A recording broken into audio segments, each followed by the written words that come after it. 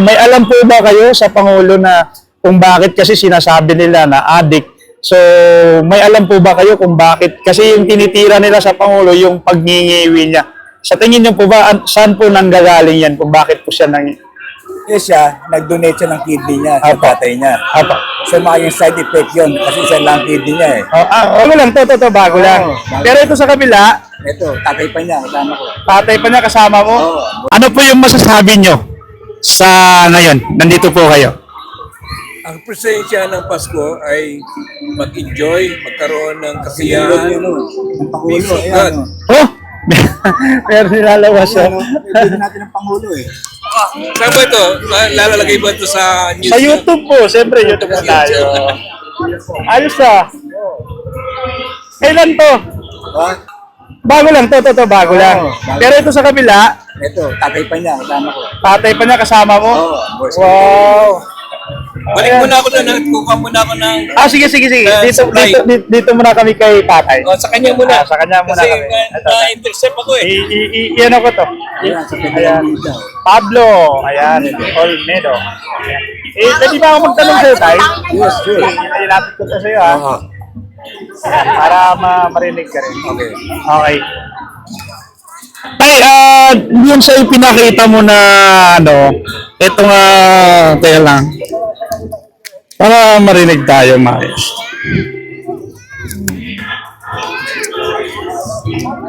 Itong pinakita mo tayo na larawan, na kung saan dito ay kasama, ikaw po ito. Ito. Ako, members ka. Kasama mo ang tatay ni si Marcos Sr. Ayan, wow, nakakatuwa. Ito naman ang anak Ang anak. at ikaw. Opo. So, ilang taon na po kayo ngayon, tay? 75. 75. So, tay, meron lang po ako tanong, no? Kasi ikaw, nakasama mo yung tatay, si Marcos Sr. Ano po yung maibabahagi mo sa amin na pinakamagandang alaala mo sa kanya? Kanina sa National Housing Authority ako, 1977 to 1986, sabi ng Pangulo, walang squatter sa sariling bayan. Kaya lahat ng squatter area sa Metro Manila, binigyan namin ng house and lot through the National Housing Authority, Urban Land Reform, panahon ni Presidente Ferdinand Marcos Sr. Opo. Kaya yung mga squatter nagkaroon ng bahay at lupa sa buong Metro Manila. So, ibig sabihin yun po ay libre? Hindi, binabayaran na 25 years to pay. Kumbaga hindi biglaan. Ano lang siya, monthly lang, maliit lang. For 25 years. Oh, yes. Kaya kayang-kaya ng mga tao. Opo. Bali, bukod po dun, ano po yung mga maganda-ganda yung alaala? Nagtrabaho din ako sa Cultural Center of the Philippines. Opo. Kasi kami mga Scout Masters F, kami mga aster doon. Apo. Kami nagbabantay ng mga gate. Opo. So, ang boss namin doon si First Lady Imelda Marcos. Yes. Kaya lahat ng mga show doon, napanood namin at kami nagbabantay sa mga gate. Opo. Kami nag-ayos ng mga andun, mga audience, pagka magulo. Opo.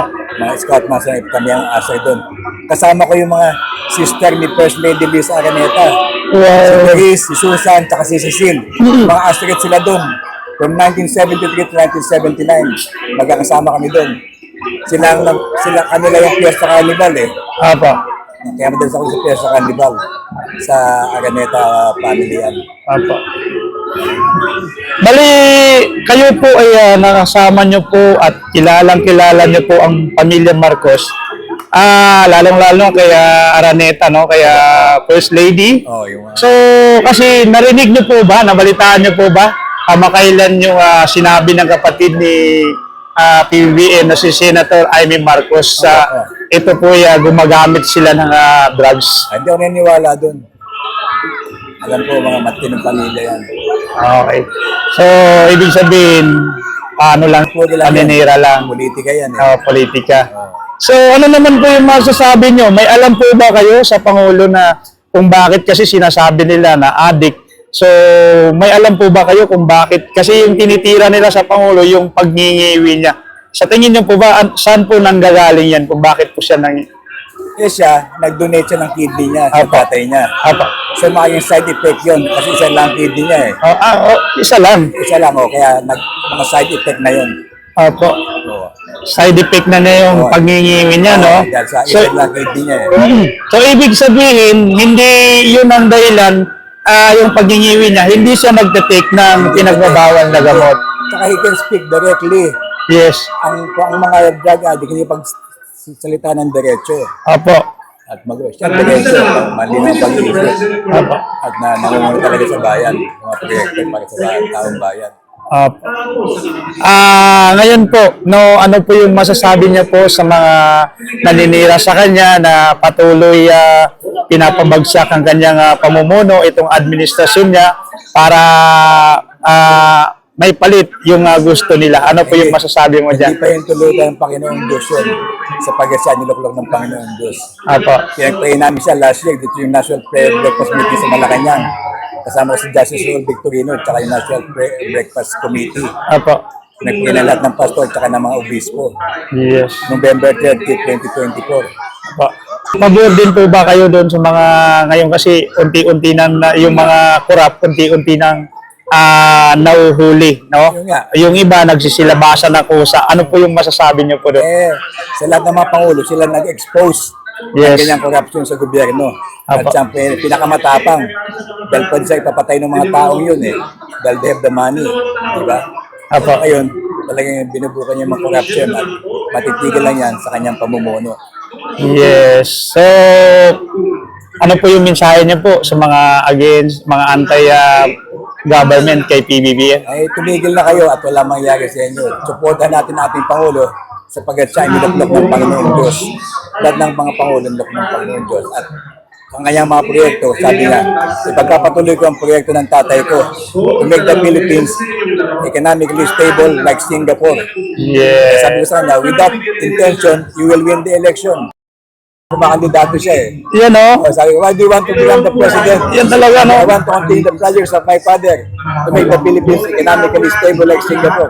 With that intention, you will win the election. And I will support you. Nakakatawa talaga kasi nakikita ko itong lumang litrato niyo po at ngayon nakasalukuyan. No, biruin niyo po, kayo po ay talagang alam na alam niyo yung kasaysayan. No? Kasi marami kasi ngayon ang nagsasabi na sabi nga nila, ulitin muli yung EDSA people power dahil hindi naman maganda yung pamumuno ngayon katulad din ng tatay. Majority ng Pilipino nasisiyan sa ginagawa ng ating Pangulo. Expose yung mga kabulastugan sa gobyerno at binabawi yung mga pera ang ninakaw. Yung mga politiko at mga kontraktor para may balik sa taong bayan at mapakinabangan. Yes. So napakaganda na ng Pangulo kasi bukod tangis siya. At ito, no, ngayon nandito tayo ngayon sa pag-aalala niyo po ba, ito po ba nangyari na sa mga dumaan administrasyon katulad po nito? Hindi, ngayon lang. Kasi noong mga unang panahon, isang araw lang magbigay ng ng pamaskuhan doon ang Pangulo noon. Kundi social welfare, ang araw. Yung mga nanay ko kumukuha ng gift sa Malacanang one day lang. Opo. Kaya ito maganda pati mga kabataan, Pwede. libre at nag-i-enjoy sila dito sa Malacanang grounds. Yes, Tama tama. proyekto ito ng ating Pangulo. At ito talaga ang spirit of Christmas, making the people happy, especially the children. Yes, tama. Isa pa, meron ba ito sa dumaang administrasyon? Sa tanda ko, wala.